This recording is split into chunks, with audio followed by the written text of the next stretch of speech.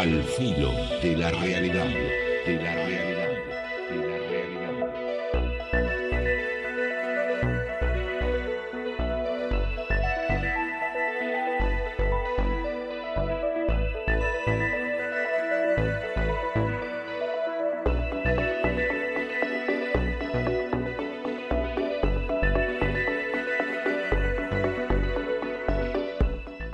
Yo había comenzado a comentar sobre esta, yo sé llamarla moda, porque se está popularizando mucho en Estados Unidos en este momento, o nueva línea investigativa, pero todo depende de quién lo hace y por qué, si es un claro interés de investigación científica o simplemente la eterna búsqueda del hombre de vivir nuevas y emocionantes sensaciones. Esto que se ha dado a llamar la experiencia de los tanatonautas. ¿De dónde viene el nombre? Los griegos tenían en su gran panteón de dioses dos: Eros, dios del amor y de la vida, y Tánatos, dios de la muerte. Ustedes recordarán que en distintas emisiones del filo de la realidad, yo inclusive me refería a Tánatos cuando hablaba de los paquetes de memoria, es decir, el sustituto técnico, la expresión técnica que reemplaza a la vulgarmente palabra fantasma, y decía que hay dos clases de paquete de memoria: los paquetes de memoria eróticos, es decir, los residuos psíquicos de personas que durante su vida biológica tienen una intensa actitud creativa ante la vida, y los paquetes de memoria tanáticos, que por el contrario, aquellos que han pertenecido a sujetos que durante su vida tienen una tendencia naturalmente involutiva o destructiva. Tánatos, dios de la muerte, ha prestado su palabra a esta nueva clase de individuos. Algunos denominan audaces, otros los denominan irresponsables, otros sencillamente como locos, que se llaman a sí mismos los tanatonautas, los navegantes de la muerte. Una empresa norteamericana, fabricante de productos para electromedicina, que gira bajo el nombre de Saigon International, ha generado una serie de aparatos que producen en el sujeto que se somete a los mismos simultáneamente una cesación de las funciones cerebrales y un paro cardiorrespiratorio. Lo suficiente para dar clínica y técnicamente al sujeto como muerto, durante un lapso específico y cronometrado de 12 segundos. Un aparato de reanimación artificial puesto en paralelo a esta máquina de la muerte reaviva a los 12 segundos al suicida voluntario, periodo de tiempo en el cual no se producen lesiones de ningún tipo, especialmente cerebrales, que después tengan consecuencias deplorables y de largo alcance durante el resto de la vida. Se dice que cerca de 100 personas han experimentado ya con la máquina de Saigon en Estados Unidos. Todos aparentemente han resucitado normalmente. Un buen porcentaje, se habla que del 40%, de 40 personas han hecho varios viajes, entre 3 y una docena, al otro lado de la frontera, nunca por tiempos superiores a los 12 segundos. Esta máquina, que no se comercializa en los circuitos normales de distribución de productos, ustedes recordarán que el año pasado hubo un sonadísimo juicio a un médico norteamericano que, siendo defensor de la eutanasia, es decir, de la muerte voluntaria y por caridad, diríamos así, construyó una máquina de matar, una máquina a la cual se ataba el sujeto, se conectaba el sujeto y apretando un botón automáticamente se provocaba de una manera instantánea e indolora la muerte.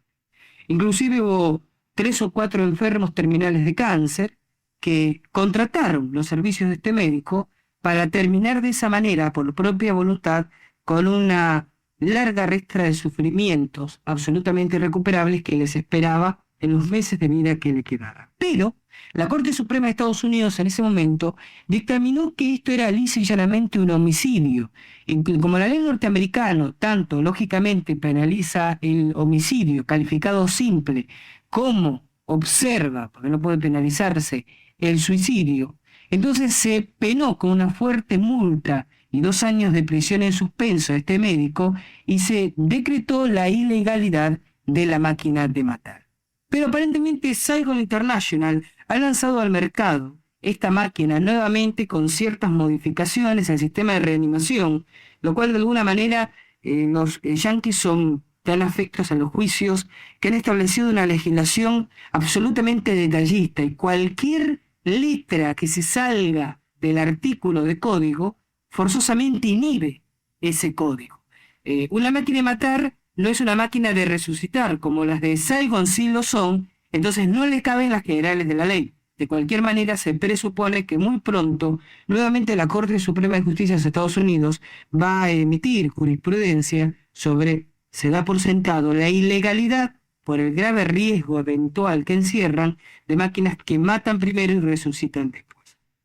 No obstante lo cual, ya han comenzado a llegar, se afirma que en Francia ya hay 2 modelos de la máquina de Saigon, para realizar estudios. Los científicos o algunos científicos adscritos a estos proyectos reivindican el derecho a experimentar consigo mismos. Ellos dicen que no se está violando el libre albedrío de nadie ni poniendo a terceros en riesgo, que estas máquinas tienen, por supuesto, un margen de riesgo muy significativo, el mismo que tiene el primer experimentador de un avión, un piloto de pruebas cuando se sube por primera vez a un avión y lo eleva del suelo. Sabe y acepta conciencia de los riesgos de muerte que eso implica y se afirma que nunca vamos a conocer realmente qué hay del otro lado de la vida si no experimentamos con las máquinas de Saigon.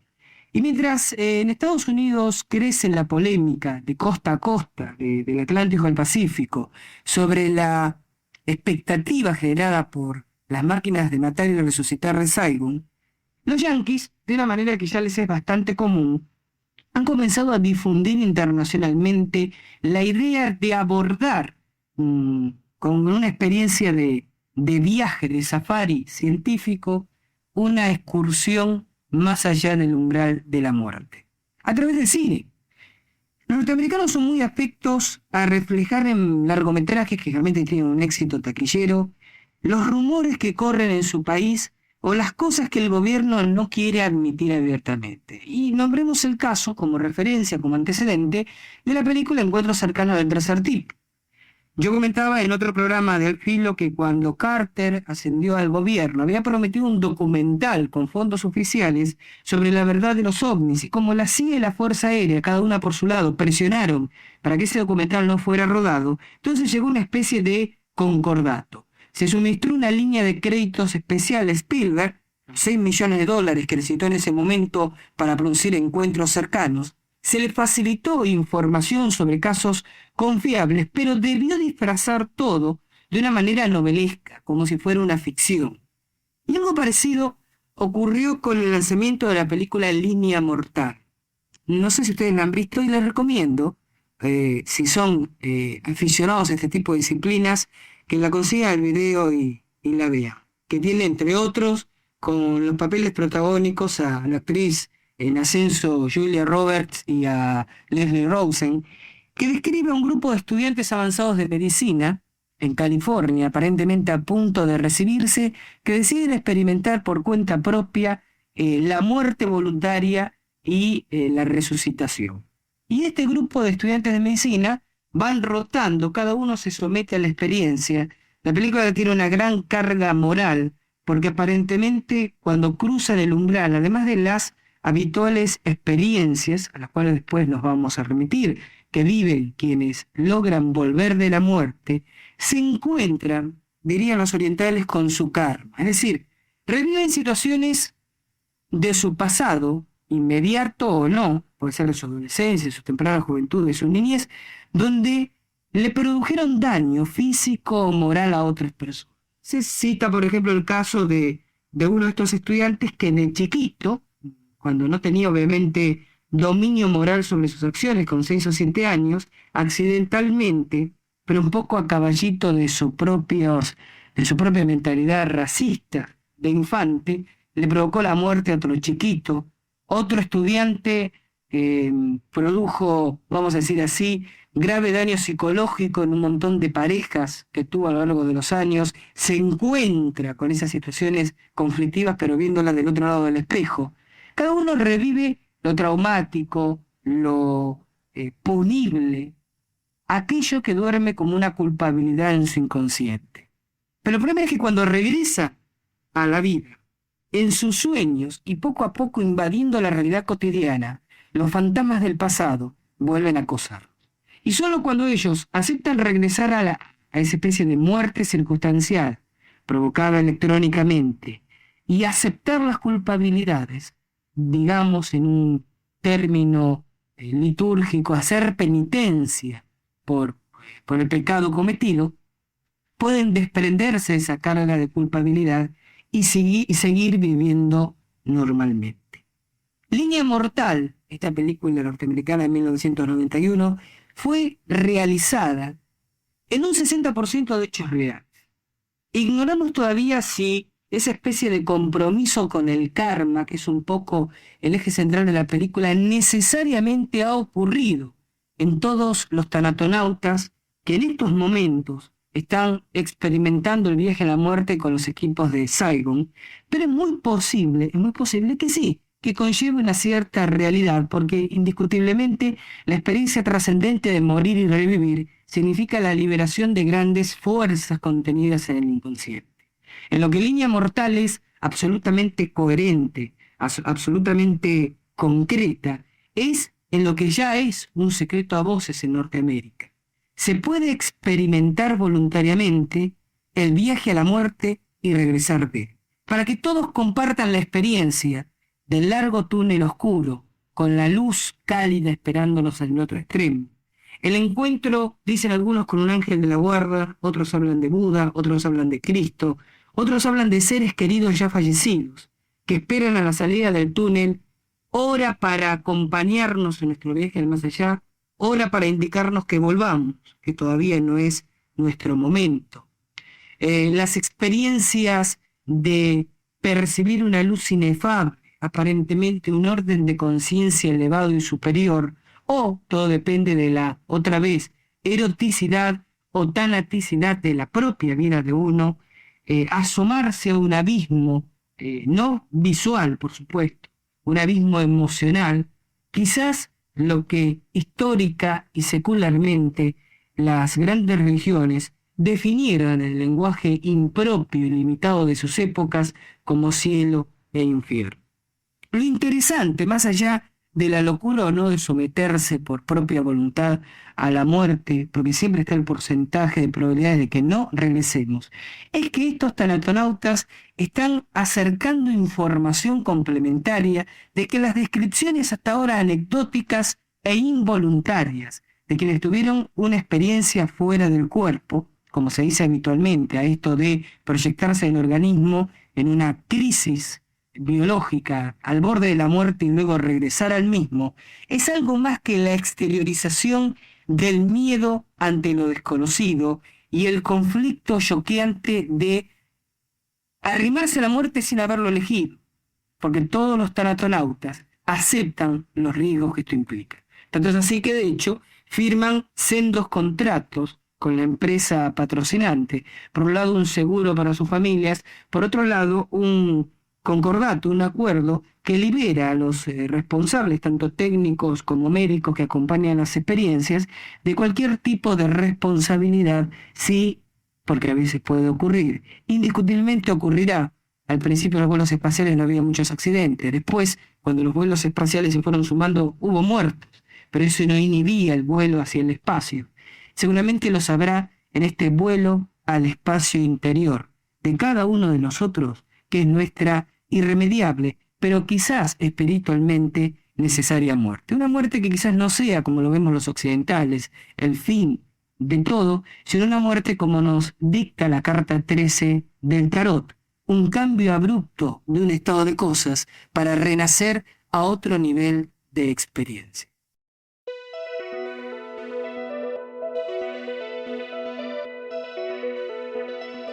Al filo de la realidad, de la realidad, de la realidad.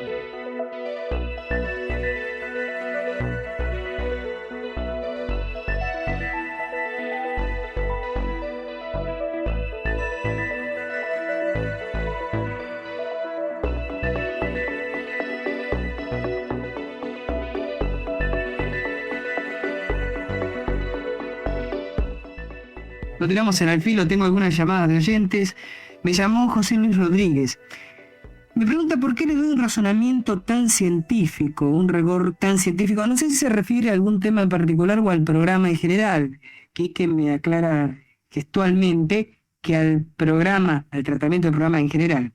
Dice José Luis Rodríguez, ¿qué pasa con las cosas que no tienen explicación científica? Y se refiere, por ejemplo, al monstruo verde del programa pasado, las apariciones marianas. ¿Y por qué no algo que tenga que ver con una cuestión de fe o algo espiritual? Es una buena pregunta la tuya, José Luis, y yo te lo voy a responder en varios ítems. Punto número uno. Primero tendríamos que ponernos de acuerdo en qué se entiende por un tratamiento o un razonamiento científico, ¿no? Yo creo que el error de la mayor parte de la gente es asociar lo científico con lo aburrido, lo inentendible o lo que solo pasa por los niveles universitarios. Lo científico o el método científico se define por cumplir tres axiomas, tres postulados. Verificabilidad, verificar las afirmaciones en la realidad. Repetibilidad, que yo propongo una experiencia que tiene un determinado resultado y que cualquiera repitiendo la experiencia llegue al mismo resultado. Y una uniformidad de criterios, donde los especialistas compartan una estructura de pensamiento más o menos. Yo creo, José Luis, que a la parapsicología, al control mental, a todo esto que se ha dado de llamar realismo fantástico, en nuestro país y en el mundo, pero hablemos del pago chico, ¿no? En nuestro país, le falta tratamiento científico. Yo lo dije muchas veces, y vos, José Luis, si me venís escuchando, no me vas a dejar mentir. En este país, la mayor parte de los parapsicólogos se dedican a dar cursos, a atender consultas o a aparecer en radio y televisión y no a investigar. En este país, la mayor parte de los grupos de parapsicología se dedican a dar cursos, a atender consultas, a tratar de aparecer en revistas o figurar en conferencias y no a una larga y meticulosa investigación. Hay dos maneras de conocer el universo. Por la experiencia mística, la experiencia espiritual, que yo respeto, la verdadera, no la que esconde paranoias y manías varias, y por el conocimiento científico. Y yo creo que a estos temas en nuestro país les sobra gente que los trate espiritualmente, místicamente, yo diría iluminísticamente. Y le falta gente que equilibre un poco la balanza, ¿no? Que ponga el tratamiento científico en el sentido del método objetivo, de aplicar la racionalidad. Yo trato de equilibrar la balanza, no trato de postular que mi manera científica, como vos, que creo leer entre líneas un tanto, y perdoname si no es así, despectivamente decís, sea la única válida. Las dos son válidas. Porque si fuera solo válida la aproximación científica, José Luis, yo no relataría experiencias sin ir más lejos que yo he protagonizado, que yo he vivenciado, y para las cuales no tengo una explicación científica en el contexto que vos le das a la palabra. Yo creo que las dos maneras de aproximarnos a la realidad son válidas. Cualquiera de las dos y necesarias las dos, una sumada a la otra. Pero pasa que a estos temas, y abrí cualquier revista de estos temas de esas que pululan en el mercado, lee cualquier bibliografía que sobresale y salvo honrosas excepciones, a estos temas le falta objetividad y método. Método. No vamos a decir método científico, le falta método. Entonces lo que yo trato de hacer desde esta trinchera del pensamiento que es al filo de la realidad es aportarle método, pero mantener en alto la credibilidad de que también está la otra manera de ver las cosas.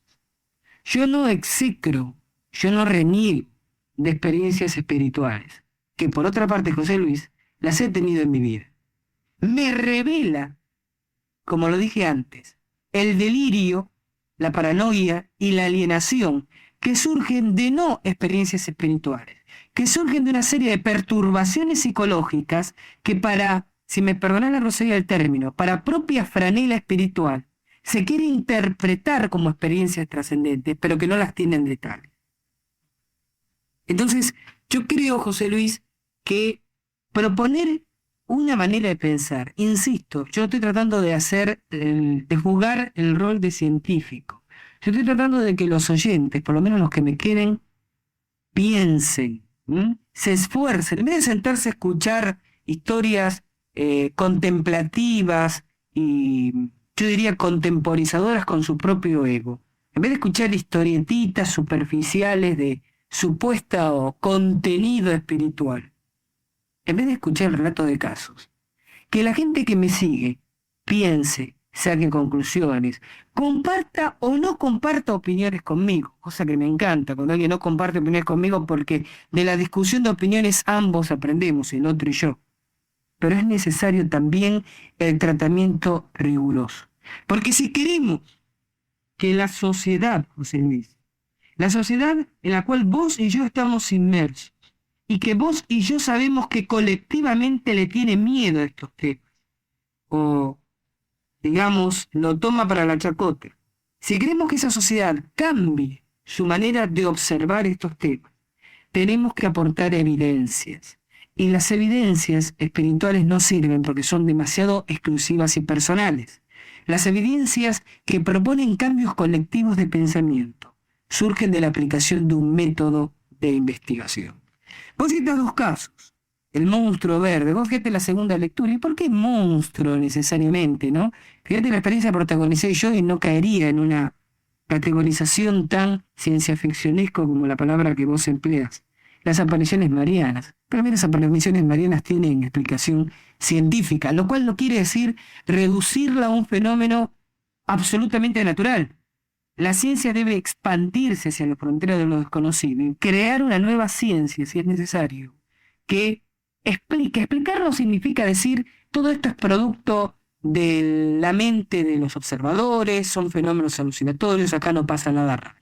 Explicar significa entender por qué ocurre. Y cuando explicamos los fenómenos parapsicológicos, cuando explicamos los fenómenos astrales, cuando explicamos el fenómeno ovni, lo que estamos haciendo es expandir nuestra mente para entender mecanismos cósmicos que escapan a la ciencia materialista de todos los días. Esto es de alguna manera lo que proponemos del filo de la realidad, una ciencia para la nueva era, para la era de Acuario.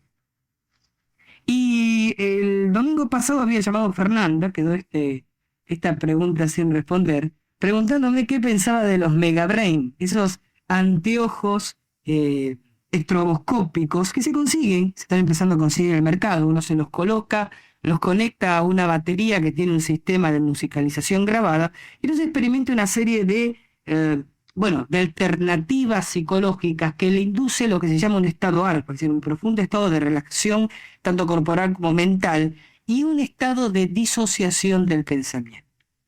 Los Megabrain, que es como se los conoce habitualmente, el gimnasio mental, que es el término alternativo que se le ha dado, es, por un lado, una manera fácil y asequible de obtener, de vivenciar lo que esa película de Ken Russell popularizó con el término estados alterados de conciencia. Son útiles para que uno pueda experimentar distintas maneras de percibirse a uno mismo, de percibir el interior de nosotros mismos y salir de ese estado, salir del aparato, percibiendo el mundo que nos rodea de una manera distinta. Pero conllevan dos grandes riesgos. Y de estos dos grandes riesgos vamos a deducir que yo no soy muy afecto de jugar, por lo menos con estas maquinitas. El primero de los riesgos no, la concepción general que podemos hacer para ambientar la situación es que la popularidad que están ganando a nivel internacional los Megabrain no viene tanto del beneficio intrínseco del uso de los mismos, sino del hecho de que vivimos en una sociedad que ha hecho de la tecnología prácticamente un objeto de culto. O sea, si una persona, un supuesto, o un parapsicólogo o parapsicóloga aparece en televisión y hace una explicación teórica de, por ejemplo, de un sistema de control mental, tiene un segmento de público que lo acepte, tiene un gran segmento quizás que no, pero si muestra aparatitos y lucecitas y botoncitos de agujitas que se mueven, hay un segmento mayor de público que, entre comillas, compra por lo menos afectivamente el producto, porque para nuestra sociedad, cuando hay abundancia de aparatitos, parece que la cosa fuera más seria. No sé si me explico. Es decir, mostrar tecnología, mostrar diales y botoncitos y luces, da la impresión de que uno, esto se entronca un poco con la distinción que yo le hacía a José Luis, entre lo que la gente interpreta por científico y lo que debe ser científico. Mostrar lucecitas y aparatitos parece que la cosa fuera más seria, parece que la cosa fuera más científica. Pero yo dije que crea dos grandes problemas el uso de estos aparatos. Si uno puede alquilarlos o comprarlos como una referencia más, como para decir, bueno, tengo esto para saber cómo era, para inducir un estado inicial modificado de conciencia. Pero genera una condición que yo denominaría de inercia psicológica. En vez del practicante esforzarse y entrenar para modificar su ritmo cerebral como consecuencia natural de su voluntad, eso es lo que buscan a fin de cuentas todos los sistemas de control mental, se enchufa pasivamente el aparatito para que el aparatito haga por él ese cambio de estado. Y eso alimenta el principal enemigo inconsciente de nuestra actividad volitiva de todos los días, que es el facilismo. Es más fácil ponerme el aparatito para que el aparatito haga el trabajo que trabajar yo sobre mi voluntad para obligarme a provocar ese cambio mental. Y por muy beneficioso que sea entrar en alfa, mucho más lesivo a largo plazo es el facilismo psicológico y espiritual que yo explicaba recién, que los beneficios que emanan de ese estado alfa. Ese es el primer riesgo. Y el segundo, ¿qué hacen cuando se les corta la luz? Porque enchufarse el aparatito genera una dependencia. Cada vez que andemos muy rayados, muy estresados, tengo el Megabrain en casa, porque evidentemente a medida que vayan pasando los años, el costo de este aparato que hoy es elevado se va a abaratar porque va a ir imponiéndose en el mercado. Llega un momento en que cualquiera va a poder tener un Megabrain en casa, como hoy cualquiera tiene una radio o un grabador en casa. Pero ¿qué pasa es cuando no tienen a mano el aparatito? No solo cuando se corta la luz, cuando están en medio del campo, cuando van caminando por la calle, y los pesca un estado de estrés, un cuadro maníaco depresivo, un estado de ansiedad. No tienen, otra vez, ¿no?, la droga mental, no tienen la falopa psíquica que los saque del bajón. Y lo que estén haciendo ustedes en ese momento, desde llevar una discusión de negocios, tratar de entender una situación afectiva o conducir un automóvil en una situación de riesgo, termina desastrosamente porque les faltó. Hoy, a fines del siglo XX, decimos la pildorita. A principios del siglo XXI, vamos a decir el aparatito, el Megabrain, que les condicionó y les inculcó la dependencia a recurrir a los anteojos y a los auriculares cuando las cosas se nos ponen muy insoportables. El problema de la tecnología es cuando se transforma en una especie de, yo diría, adoración tecnocrática. El aparato deja de ser una herramienta en ciertas situaciones para obtener ciertos resultados y se transforma en un condicionante de nuestra conducta y de nuestra vida. Y no me convence que al Megabrain se lo esté vendiendo, se lo esté publicitando como la máquina de la felicidad. Porque yo realmente no creo que la felicidad se compre con un par de anteojos y un par de auriculares. Y el problema es que la gente que compra esa máquina de la felicidad quizás se dé cuenta demasiado tarde de la futilidad de la vida.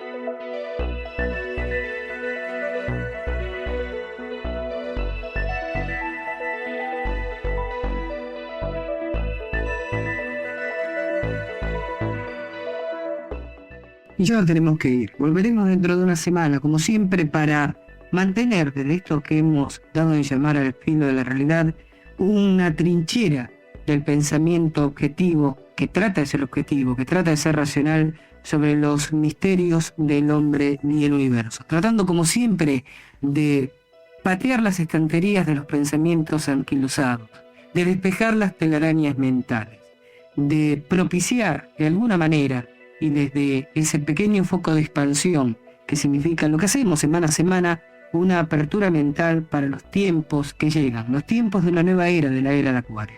Volveremos dentro de una semana, cuando la voz de nuestro presentador oficial les recuerde que llegó el momento de caminar aquí al filo de la realidad. Chao, gracias, muy buenas noches.